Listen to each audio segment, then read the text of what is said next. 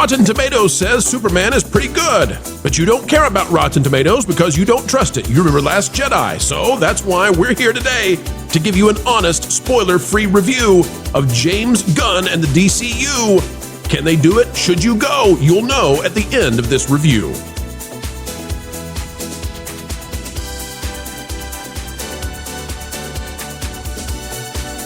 Hello, ladies and gentlemen, and happy morning. We're back again. Are we going to be in glory or M-O-U-R-N morning?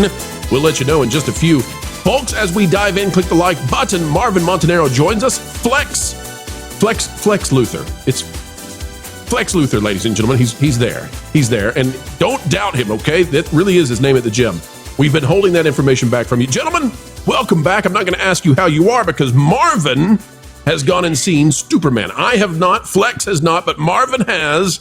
And Marvin is going to give us his take, spoiler-free, on Superman, including, ladies and gentlemen, whether or not it's woke. Whether or not there are direct allegories, metaphors, references to modern politics, and all of the rest, which will determine, I'm sure, for many of you, whether or not you want to go see the Superman.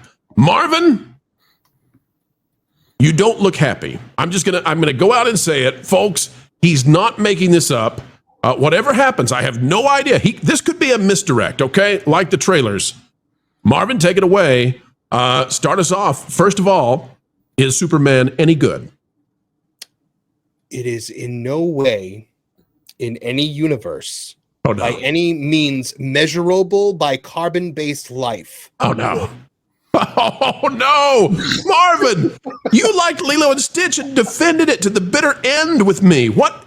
You are not normally like this. What did it do to you? This movie insulted me as a Superman fan. It insulted me as a writer. It insulted me as a human being with a soul. By the way, Kevin Apollo has not seen this movie. He is just literally here to watch my head explode. It's true. Well, that's going to be a lot of fun. Flex. Get the name right, Marvin. Stop dead naming the man. How dare you? Right. Sorry. Flex, get the popcorn, okay? You're going to need it. Listen, I'm getting on, I'm hearing from strong sources, Marvin, that you're wrong. Because Rotten Tomatoes says so. Rotten Tomatoes says that Superman from James Gunn is 86% certified fresco. And you're saying, no, it's not. You disagree. Rotten Tomatoes can go take a long walk off a short pier because there is nothing redeemable about what I just sat through. Gosh. Look, folks, you have to understand, this is not normally what Marvin is like. So I'm taking it back. Marvin, look, is this just because you're an uber super Superman fan? Yes. Okay. So if you're not a Superman fan, you're going to be okay. No. Oh, no, you won't be. Uh-oh. This was, the first thing I'll say is cutting out the origin story, even though it's an origin we already know, it sapped so much out of this movie that everything feels unearned. Everything. You literally, you come into this and it's like if you picked up a third issue of a comic book arc in which you've read nothing else and you just start reading. It starts in the middle of a story and has the most hacky tell me, don't show me dialogue I have ever seen in a movie ever. Now, hold on, Marvin. Hold on. We've got viewers right now who are screaming at you. Mm-hmm. What about Star Wars? It started in the middle. No, Star Wars had a beginning, middle, and end in the trilogy. You learned everything you had to learn. It would imagine if Star Wars started and the doors open and Darth Vader comes on the Tantive 4 and one of the rebel guys goes, "That's Darth Vader. He's the Dark Lord of the Sith, the right hand of the Emperor, which controls the galaxy." Oh, that's a little heavy-handed. That would be this. Pro, imagine if Thor Love and Thunder. Oh, no. Don't you do that. First. Don't do that to me. And it started with the goats, with the psychedelic goats in the crazy tunnel. This is a movie that has that is an ADHD fever dream that moves from flashy thing to unfunny joke over and over and over again. It is like Thor Love and Thunder. Imagine Thor Love and Thunder started and they were just like, this is Thor's ex-girlfriend. She has cancer. And that's the first you've ever seen of Jane. First you've ever seen of Thor. Marvin, we'll bring you back in a minute. I got to talk to somebody. Hold on. Flex, is he normally like this? You've known him longer than I have. Is he normally? Should we take this review as credible? Should the folks out there listening in, or is he just too deep in the weeds with Superman? No, I have known this man for over 20 years at this point, and he is extremely level-headed. Generally, I would say sometimes a little too fair. Yes. So he defends movies that I don't see as redeemable in any way. I bring him on. He inflates the score. I didn't want him to hear that, but okay, let's go back. All right, Marvin, we're back. I don't know if you clearly didn't hear any of that. Marvin, You know what? we're not going into spoilers, so it makes it a little difficult for you to express exactly what it is that depressed you so badly about this film. Let's start though in a way that we can do this without spoilers, and folks, we'll have a spoiler review coming out in a few days. Marvin, we have seen in the reviews that it's goofy, that it's silly. Is it Guardians of the Galaxy-esque? What is it? Willy Wonka? Imagine a 2-hour episode of Superman the Animated Series that moves at the pace that one must move in order to get a full story condensed into 20 minutes, but stretched out over 2 hours of just utter nonsense and plot holes that in a cartoon you explain away by saying to yourself, this is a Saturday morning cartoon, so I can't think about it that hard or I'll make myself sick. That is this movie. Everything is unearned. Lex Luthor hates Superman because Lex Luthor hates Superman. Superman and Lois Lane are in love because Superman and Lois Lane are in love. Nothing is earned.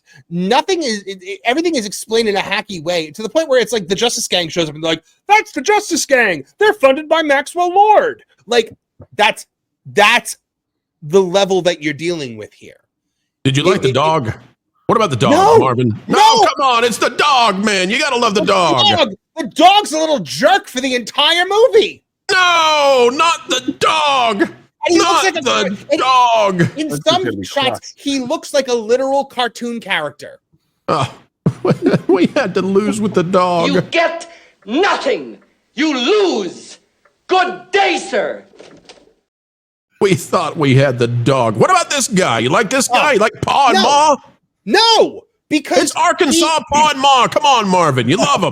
The only scene in which he speaks more than one sentence is this scene. And it's this big heart-to-heart that would be a moment that would be awesome if this was a character that had been developed, that we had learned a little bit about, that we had seen him interact with his son before that moment. And it's not. I cared more. And look, guys, if you know me, and I'm going to just level with you all here right now. You all know me. You all know my feelings on Zack Snyder and the Snyderverse. I felt more of a connect, and for those of you that don't, I hate it. I hate it with every fiber of my being. I felt more of a connection to Kevin Costner before the tornado sucked him up than I felt to this Jonathan Kent. After these messages, we'll be right back.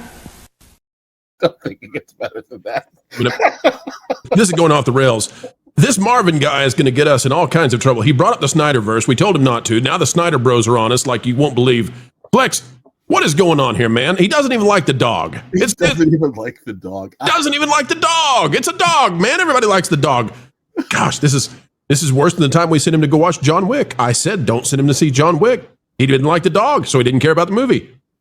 I love John Wick, and I loved that. That dog was worth saving, and that dog was worth the swath that he cut through the underworld for 4 movies. This dog, this is the dog that like you bring home and you just from the pound and you try to make it work, but like there's no way to make it work.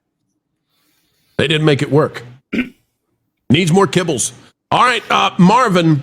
I'm terrified to do this, but if you had to give Superman 2025 a review score, What do you give it? 0 to 10. 0 is the worst thing you've ever seen. We're talking about Garbage Pail Kids level of bad. Ooh. 5 is completely average. 10 is Schindler's List. It's great. It's marvelous. It's at the top of the top. It's Citizen Kane. What say you? Where does Superman 2025 land? 2.5. 2.5, you say? And 2.5. that is because the actors in the 3 main roles, we're talking Superman, Lois, Lex, they are very well cast. They do a very good job in their role. The problem is the script. The problem is, like, look, Superman is the main character, but he is not the person that is on the screen for the majority of this. James Gunn is on screen for every frame of this movie because this is just from his brain to your eyes, just non-stop. And it is Wait a minute. Wait a minute. This is Marvin. What if somebody out there loves Guardians? And that's a James Gunn movie, top to bottom. Okay. Will they love Superman if they love Guardians? No, because Guardians was a sensible story. Guardians was James Gunn doing a story in which there was someone above him to be like, no, James, pull it back. This is James Gunn completely unrestricted. You know, for a while he said, like, well, you know, Warner Brothers, they don't have the power to actually, like, you know, cut my movie's length if I wanted to. I believe it now. This is the thing that you get when you let somebody just go completely nuts with no creative oversight whatsoever. You know, this is going to cause whiplash for people because we are simultaneously defending James Gunn because Variety took what he said and then misrepresented it badly, and that's already awkward because James Gunn probably doesn't agree with 99% of the things we say or believe here, and yet we're going to defend the man because that's what we do when things are untrue. And now folks are dealing with us saying, yeah, he didn't say those things and Variety is wrong, but this movie is doggy-doo. So here's the thing. You can be really bad at your job and still be misquoted by a hack outlet like Variety. Two things can be true at the same time. You can be not a great person that has divisive opinions and still be misquoted by a yellow journalist who was fishing for rage bait to try to antagonize the right. Two things can be possible at the same time. I think I'm more than a yellow journalist. That's a good impression. Marvin, I'm going to go see Superman in one day, let's say, and you and I are going to reconvene for a spoiler review this weekend because, folks, if we do a spoiler review right now, you all know that we're going to ruin it for some folks, and I don't want to do that. Some people are going to click on it, and you can say it over and over, spoiler, spoiler, spoiler, and somebody in the comments is going to say, I clicked into 3 minutes or 5 minutes, and I can't believe you ruined it for me. So we're not going to do that. We're going to wait. I hope that when we get there, Marvin, that I don't necessarily hate the movie, but you're not giving me hope. You've given it what amounts to a 1 star out of 4 star review, 2.5 out of 10. It's not good. Let me tell you something, Pro. Tell me something. I had hope once. I had hope for this movie. I defended this movie. I was rooting for this movie. And I sat there and I did the mental gymnastics that I do when I really want to like something. And I kept trying to say to myself, oh, well, that was a cool moment. Like, he actually seemed like Superman there. But then the next stupid, nonsensical thing happened. The next random joke happened that didn't land. And I don't think I laughed a single time during this movie. None of the jokes were funny. Okay, wait. I know how to handle this. I've got it figured out. Marvin, I'm thinking back to some of the movies that disappointed me more than anything. So, in The Last Jedi, I knew that we were in deep trouble within the first 5 minutes. How long into the movie did it take before you said, oh no, oh no, oh no? A minute. Oh. Yeah. Because that is the throw over the shoulder. Without spoiling it, I will say the first thing that we see in this movie is one of the laziest things I have ever seen a writer do. Holy moly.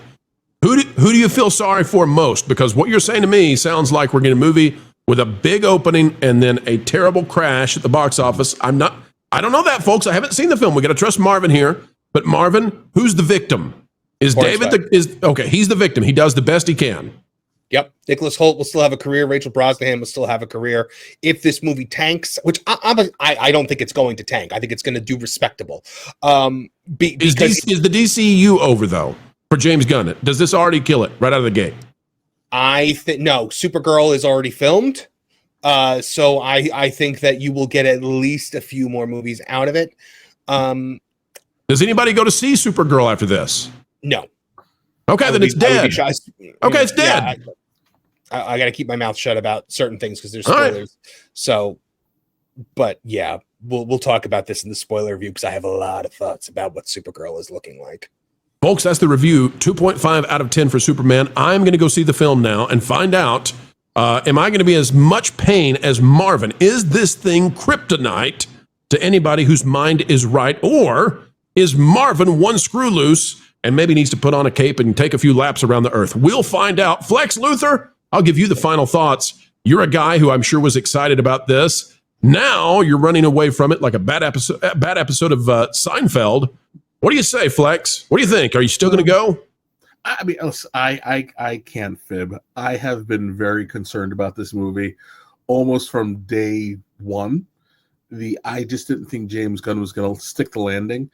I'm hoping that when I finally break down and go to see this, I can find more joy out of it than Marvin did. But Marvin knows me pretty well, so if he's saying I shouldn't do this for the sake of my health, maybe I sit this one out. You will be worse than I was. Oh no, you will be way worse than I was. We need to send security in with Flex. By the way, bro, I do want to just say, if you liked this movie, I'm happy for you.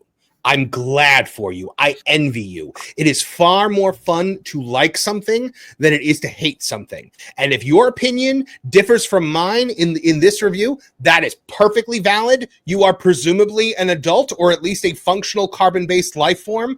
Okay. Hold on a second, Marvin. Hold on a second. Is it woke? No. Okay. Then explain to me, Marvin.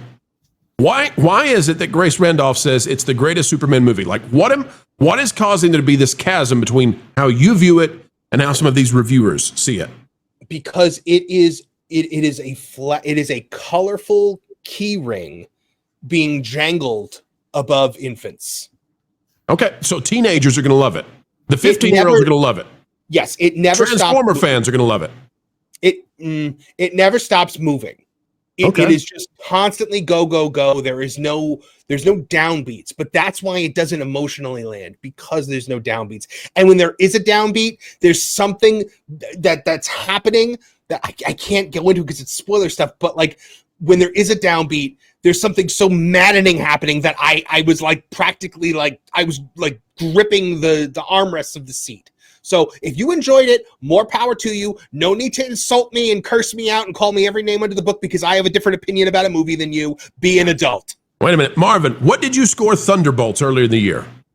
Oh, I think I gave Thunderbolts like a 7. What did you score Lilo and Stitch? Probably an 8. And this is a 2.5. 2.5. All right. Fair enough. Folks, it's your time now. Become an active participant, not a passive listener. Click the like button, share, subscribe, click it, stick it to the algorithms. It is the notification bell. It's never been more important than now to click that bell. And folks, drop a comment down below. Let us know your thoughts. Have you seen Superman yet? Do you agree? Do you disagree? And does this dissuade you from going to see The Man of Steel? Let us know. We would love to hear from you. Check out Prelude Pro Radio today. Marvin is doing Tooneytown TV and Wrestling, the YouTube channels. Subscribe as soon as you can. And check out thatparkplace.com, the website that if you're not yet bookmarked to, well, you should be. And Flex Luthor is building a YouTube channel where he'll be flexing all day long with the House of Apollo. All right, folks, that's it. We'll see you real soon. 4 more videos every single day right here on the Pro Channel. Keep learning, keep growing, and keep having fun. Okay, a little bit of this here. What are you two doing? You better not be sending Marvel another bot campaign demanding they bring back She-Hulk. That was only like 17 times. Now we're way past that now.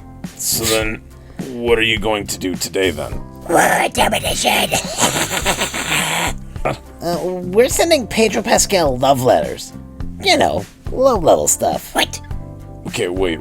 I've been betrayed. Why would you do that? He already gets the wrong message from everyone. Well, he needs more sizzle in his life. Okay. You know there's even some lines even for you? They're called borders. They're negotiable. But no, these letters aren't from me per se. They're from Jonas. Jonas, yeah! I'm calling WDW Pro right now. You know what? I hope Jonas sues you for this.